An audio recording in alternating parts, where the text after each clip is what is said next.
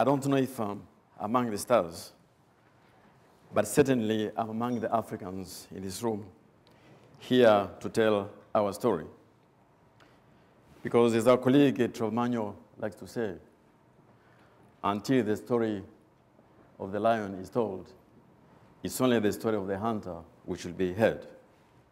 Friends, this economic crisis, because for us that is what it is, could not have come at a worse time for the continent.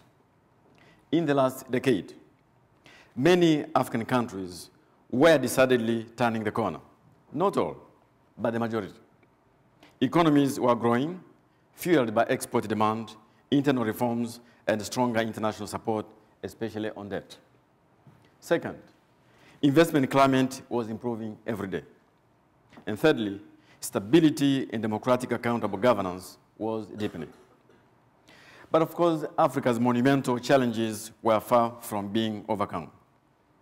Persistence of massive poverty as population increased. The improving economic conditions bypassed some countries, some regions, or sections of the population. But much more worrisome, inequalities were growing in some cases quite rapidly, especially within the urban areas. To complicate the story further, the structural weaknesses of our economies remain largely intact. Extreme dependence on one or two commodities, fragile governance, and the high number of fragile states or conflict-affected ones on our continent.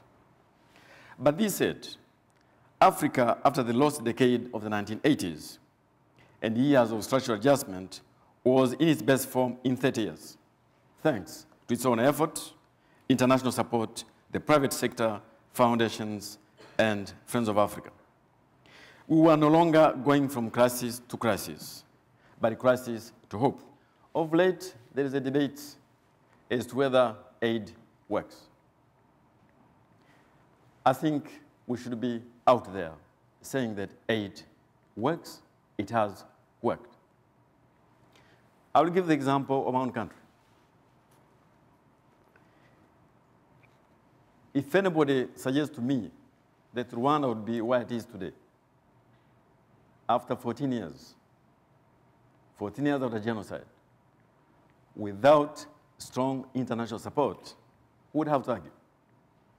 If somebody suggests to me that Sierra Leone, where the head of UNIDO comes from, would be where it is, without international support, who would have to argue? There are issues of aid effectiveness.